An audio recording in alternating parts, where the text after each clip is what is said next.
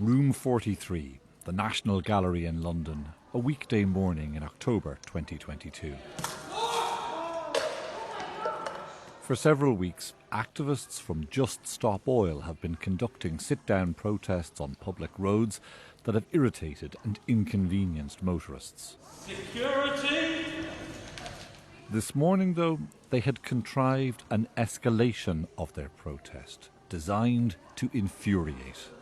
What is worth more, art or life? They threw tomato soup at Van Gogh's sunflowers, which was covered by a protective glass screen, and then glued themselves to the wall beneath it. Are you more concerned about the protection of a painting or the protection of our planet and people? How do you escalate from that? What would you have to do that could possibly cause even more outrage? Stonehenge, Salisbury Plain, Wiltshire, last week.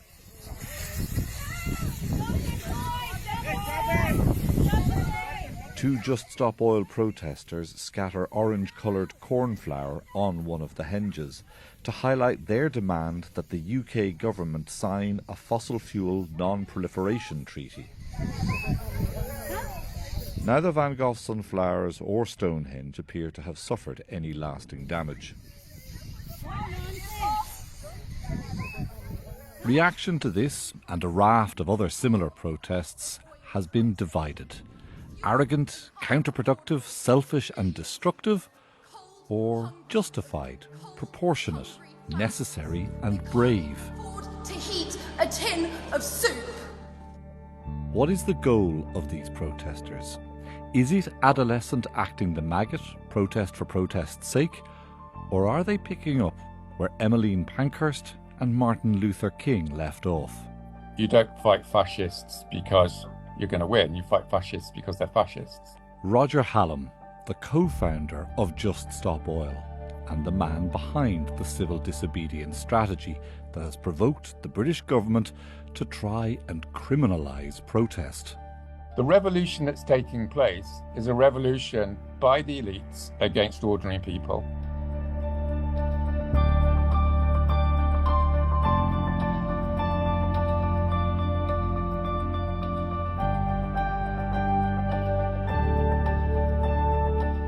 I'm Philip Boucher-Hayes, and this is Hot Mess. Is civil disobedience a distraction from actual climate action, or the right thing to do when marches and petitions have achieved nothing?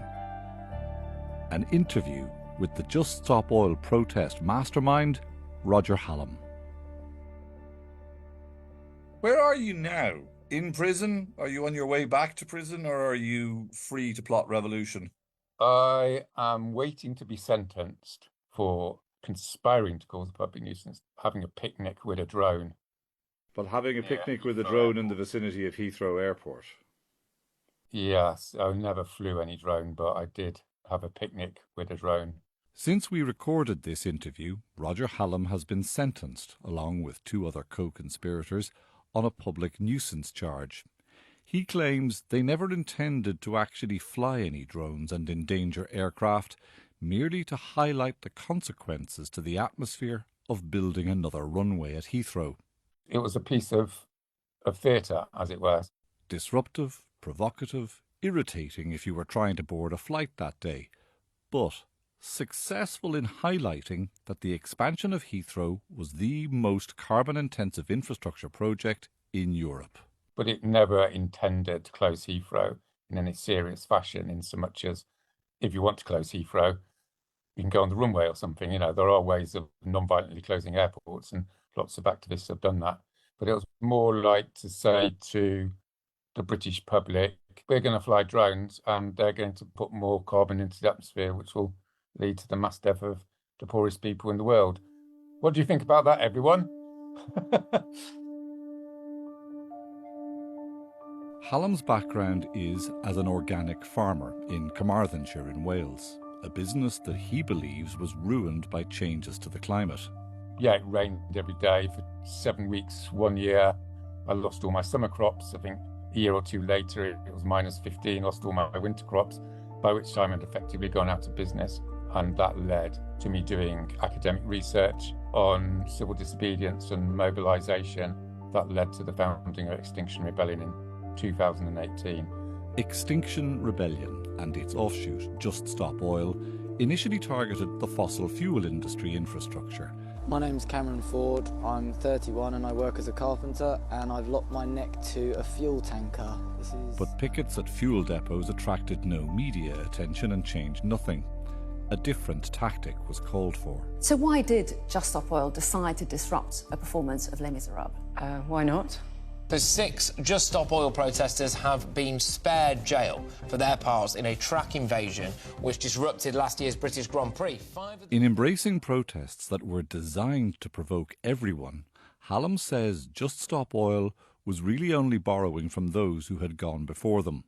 Yes, I didn't discover anything particularly original. You know, we're all standing on the shoulders of the great giants of the 20th century, you know, Gandhi, Martin Luther King and such like. As you'll know from, you know, the story of the civil rights movement in America, they used conventional methods for about a century to try and ensure basic human rights. And in 1958, they decided to try something different, and they got their rights within a decade, broadly speaking. In embarking on this strategy, Just Stop Oil was not only making an irritant of itself with government, but also telling the activists of the climate movement that they were getting it wrong. I think the main challenge was with the conventional liberal climate movement saying, you know, we should do an A to B march and we should lobby our MPs and all the rest of it. And what we pointed out was people have been trying conventional methods for 30 years and carbon emissions have risen by 60%. So that's not particularly good empirical information in support of conventional campaigning, let's put it like that. I think what people would like to know, though, is why inconvenience them? Why inconvenience commuters, the general population? Why not go after, let's say, for argument's sake, the shareholders of fossil fuel companies or of airlines, people who are directly profiting from not taking climate action? Yes, well, there's two reasons. The first reason is it doesn't work. If you go and disrupt the bad guys, as you might say, the press isn't interested. If you go and close down a motorway, then everyone's interested. You've just seen the farmers' protests. Whether you agree with them or not, if 1,000 farmers go slowly along Ireland's motorways, everyone knows about it. And everyone knowing about it is a prerequisite to change. So that's the pragmatic reason. But there's also a sort of ethical and philosophical reason, which is when a society is engaged in fundamental immorality, when people insist on putting carbon into the atmosphere to the point of destroying the foundations of life for the next 100,000 years, that's fundamentally unjust. And what you have to do when society is addicted to an injustice is challenge the whole of society.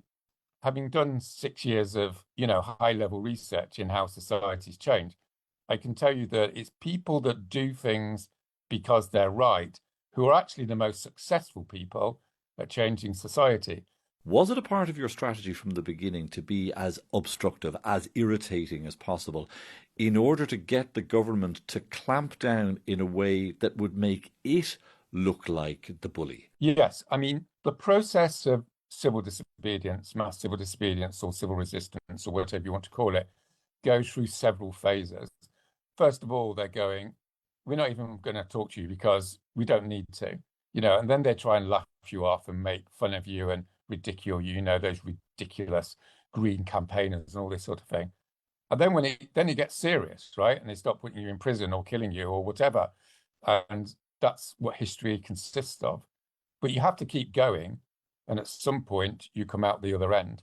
And at some point, the oppression of the state backfires.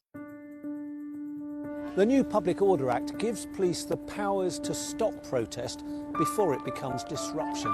That's not how it's being used on the ground. It's being used to pick people off. If the strategy was to provoke a response from the government that would make it look authoritarian, at least to those on the left, it would appear to have worked. After she was arrested last month. The government should stop prosecuting peaceful protesters. The new law has been criticised as too broad and too crude, and a threat to the right to peaceful protest. A raft of new laws have limited the right to assemble and protest. The police may now arrest people in possession of bicycle D-locks on suspicion that they may be about to attach themselves to public infrastructure. It's illegal potentially to wear a T-shirt with Just Stop Oil on it. People have been arrested just for standing on the pavement with a T-shirt on. It's illegal to make a speech supporting civil disobedience, suggesting that people may wish to make a decision to engage in civil disobedience. All these things have happened in the last 2 to 3 years in the UK. And that's because, of course, we're having an impact. And that's how the state responds. And so in your reading of your campaign, is it all going perfectly according to plan in the way that the British government has clamped down, in the way that centrist mums and dads are seeing young kids being thrown into the back of police vans and criminalised now? Is that actually part of what the calculation was at the outset for Extinction Rebellion and for Just Stop Oil? yes, I don't want to give the impression that we're being sort of heartless, sort of strategists here, okay? It's extremely upsetting to be arrested and to be put into prison for most people most of the time. And at the same time, as strategists, we have a responsibility to understand how social change works. And if you read the literature and the history of social struggle, it's one of the most basic understandings that you have to push and you have to push and you have to push, right? You can't stop. And at some point, as I say, if you can mobilize enough people and your cause is fundamentally just, you will win. Broken down, the Just Stop Oil blueprint might look like this. It is time for deeds and not words. It is time to just stop oil. Step 1. Embark on a campaign of civil disobedience because marching and petitions don't work. Step 2. Become increasingly provocative so that you are never out of the headlines. My son is 11. He needs to get to school and I need to get to work. So move out the way. Step 3. Provoke a heavy-handed backlash from government that infringes everybody's civil rights and rallies more to your cause.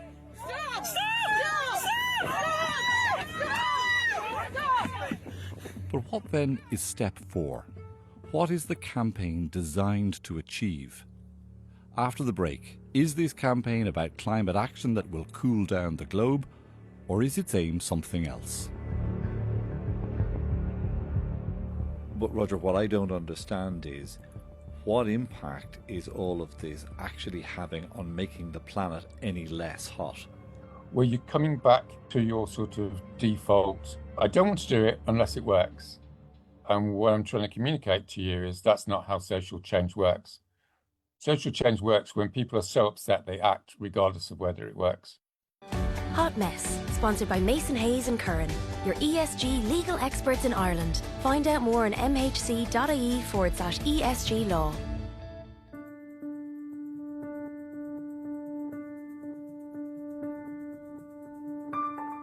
Roger Hallam has been busy plotting social revolution from behind bars.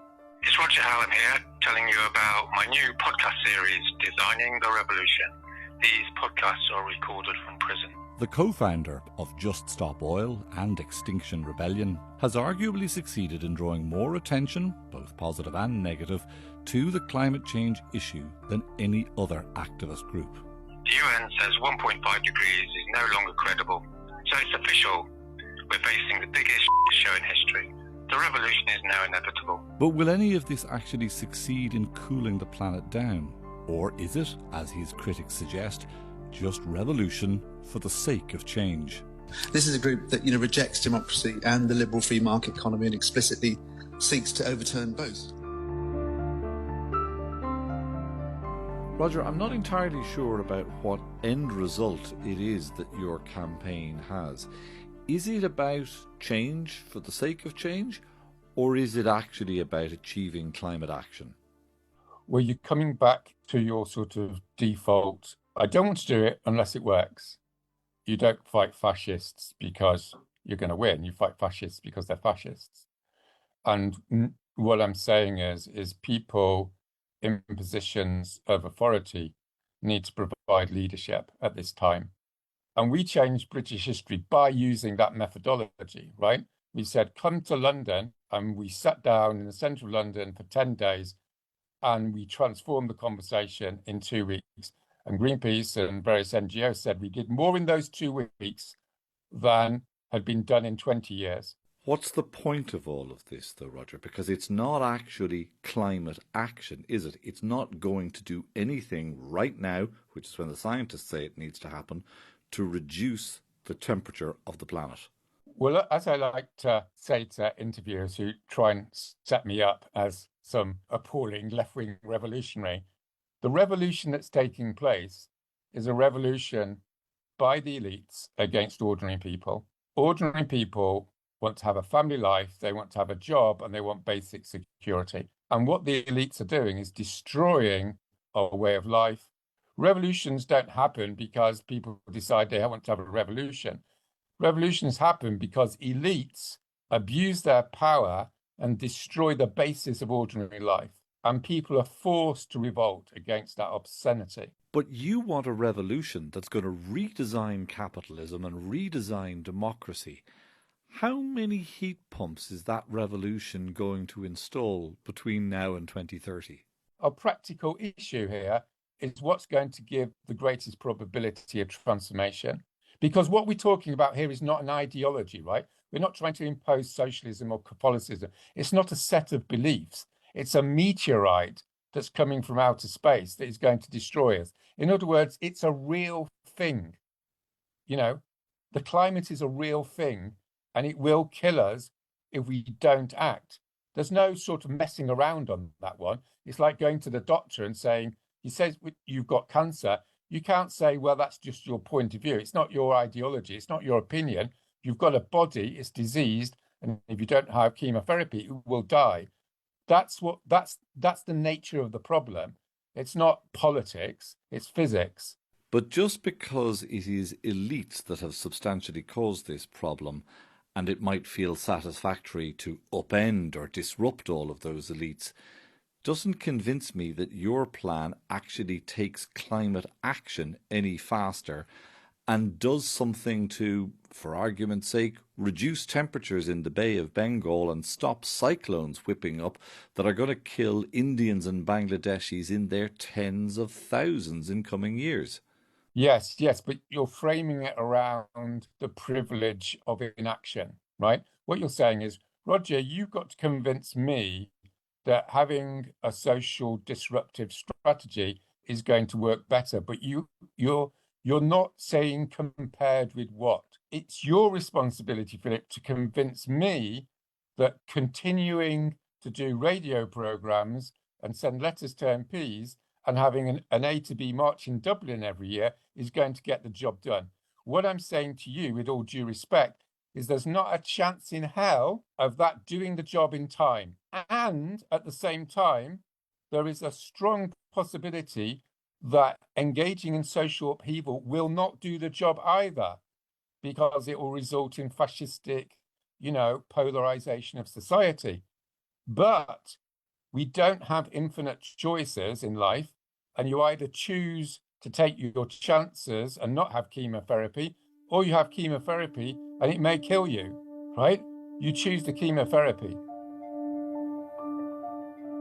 Hallam's analysis is that the system is incapable of reforming itself in time. Given that holding the world to 1.5 degrees of warming is now in the rearview mirror, he is right about the in time part. But is he right when he argues that the system is incapable of reform? With almost 130 countries signed up to swift fossil fuel exit, the global conversation's changed forever. There is justifiable cynicism about the COP process. That is the annual climate summit of all of the governments of the world to try and agree a consensus on how to tackle the crisis. I must say that you did it. You delivered.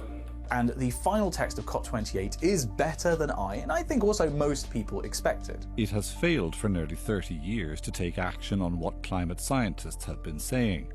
But that doesn't mean that it hasn't had its limited successes. And it's been announced that at least 116 nations have committed to tripling renewable energy capacity to combat global warming. The most recent COP succeeded in getting petrostates like America and Saudi Arabia to admit that fossil fuels days were necessarily numbered. This is a sea change moment, but it doesn't mean you've solved everything overnight. We have to keep pushing. The good news is that humanity did manage to arrive at this, even though we should have done this earlier. Since the Paris Agreement at COP21, on paper, governments have averted the end of humankind and improved things, without yet saving the day. COPs have tended to sort of lag behind where we need to be. That's not to say that COPs aren't important, because the lack of any real alternative is obvious. It's worth saying that at the time of the Paris Agreement, which was a COP in 2015, we were headed for something like 4 degrees of global heating, which is Armageddon territory, whereas today we're looking at just a bit under 3. That's still extremely damaging and entails a whole world of human suffering, but these COPs do make progress, just much slower than we would really want. Roger, before the COP process kicked in properly with the Paris Agreement, we were looking at 4 degrees of additional warming. End of human civilization, probably of humankind. Now we're looking at somewhere just below 3 degrees. A hellscape, no doubt, but there's no doubt that the process is one that is improving and can be built upon, where what you're proposing is an upending of the chessboard. Would you acknowledge, I wonder, that the COP process can actually achieve more and do better? Yes, well, that's a bit of a low punch.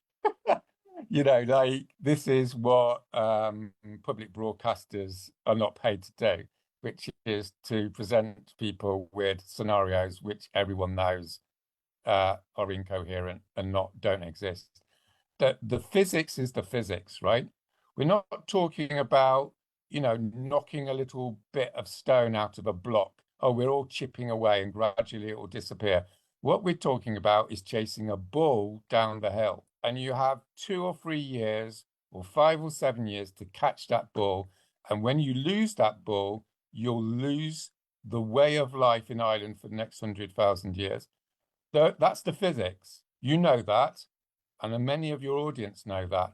This is a time limit situation. It's not a gradual chipping away situation. So even if you are right, and you well know that you're not, because carbon emissions globally are still increasing, right?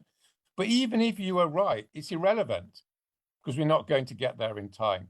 Hallam is critical of the pace at which the system moves to take climate action. But has he done any better? Last October, Just Stop Oil's financial backer, green energy magnate Dale Vince, transferred his support away from Just Stop Oil and to the UK Labour Party. Vince said he no longer believes that Just Stop Oil can achieve results as quickly as established political parties.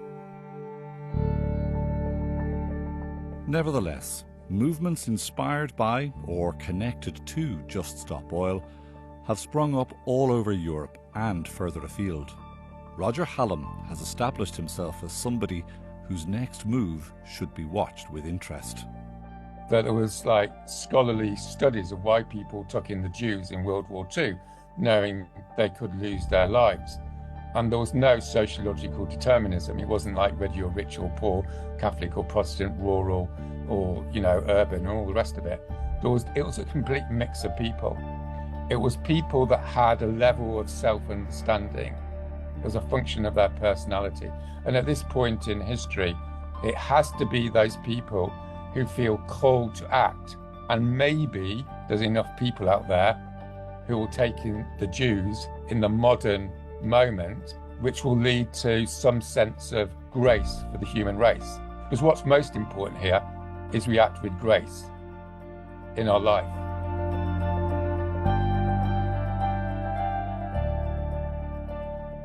Hot Mess, sponsored by Mason Hayes and Curran, your ESG legal experts in Ireland. Find out more on mhc.ie/ESG law.